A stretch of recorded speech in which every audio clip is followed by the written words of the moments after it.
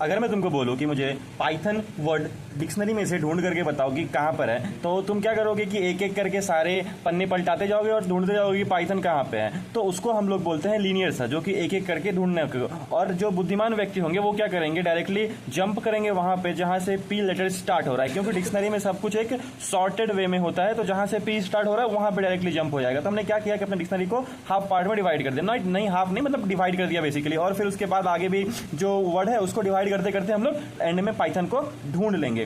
तो इसी तरीके को हम लोग बोलते हैं binary search. Basically binary search हम उस जगह पे यूज करते हैं जहां पर कि हमारा जो भी डेटा है वो सॉर्टेड ऑर्डर में होता है, और उसको हम पार्ट्स में डिवाइड करते हैं और कुछ कुछ ऑपरेशन करते हैं जिसकी मदद से हमें पता चल जाता है। चलो देखते हैं कोडिंग एग्जांपल में कैसे होता है आखिरकार इंप्लीमेंटेशन। तो ये तुम्हारे पास एक एरे गिवन है और मैं बोलता हूं कि मुझे 9 का तुम पोजीशन पता करके दो, और ये है कि आइडेंटिकल है, रिपीटेशन नहीं होगा 9 का, बस एक बार ही होगा। तो हम लोग क्या करेंगे कि एक दो पॉइंटर लेंगे, एक लेंगे हम लोग लो और एक पॉइंटर लेंगे हाई। लो को रखना है स्टार्टिंग इंडेक्स पे और हाई को रखना एकदम एंड पे। उसके बाद हम लोग क्या करेंगे कि अपना मिड एलिमेंट निकालेंगे लो प्लस हाई बाय 2 करके। अब देखो इस केस में हमारा मिड एलिमेंट कितना हो जाएगा, मान लेते हैं ये वाला हमारा मिड एलिमेंट हो गया। तो अगर जो भी हमारा टारगेट है, अगर जो हमारा टारगेट है वो मिड के बराबर आ गया, इसका मतलब हो गया कि हमारे को वही पोजीशन रिटर्न कर देना है। और अगर हमारा जो टारगेट है वो मिड से बड़ा हो रहा है, मिड से बड़ा हो रहा है, इसका क्या मतलब हुआ कि इस तरफ तो वो होगा ही नहीं, तो स्प्लिट हो गया, फिर वो यहाँ से यहाँ के बीच में ही हमारा टारगेट लाई करेगा।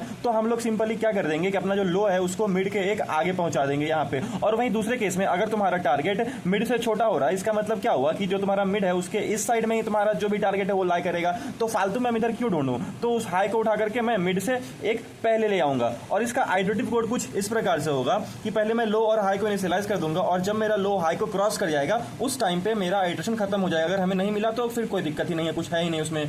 और फिर मिड निकाल लिया, और यहाँ पे देखो तीनों कंडीशन मैंने लिख रखा है और तीनों में क्या क्या होगा वो भी लिख रखा है। एक बार मिड रिटर्न हो जाएगा जब टारगेट के बराबर होगा, और टारगेट बराबर हुआ तो लो को बस हम आगे कर देंगे मिड प्लस 1 के पास, हाई मेरा वहीं रह जाएगा। और अगर टारगेट हमारा छोटा हो रहा है मिड से, तो हम लोग हाई को पीछे कर देंगे, मिड -1 कर देंगे। और अगर नहीं मिल रहा है तो लास्ट में सिंपली कुछ मिला ही नहीं तो -1। और रिकर्सिव कोड भी देखो, रिकर्जन के हेल्प से भी हम लोग बना सकते हैं। तो ये रहा हमारा बेस कंडीशन, और यहाँ हम लोग मिड निकाल लिया, फिर से वही तीनों कंडीशन हम लोगों ने लिख दिया है। और जिस जगह पे हम लोगों को जो पास करना था, जैसे कि हमारा जब टारगेट बड़ा हो जाएगा मिड से, तो हम लोगों को अपना जो लो है उसको मिड प्लस 1 पे पहुंचाना था। तो देखो मैंने पहुंचा दिया, और नेक्स्ट केस में मिड -1 करना था हाई का, तो वो भी कर दिया।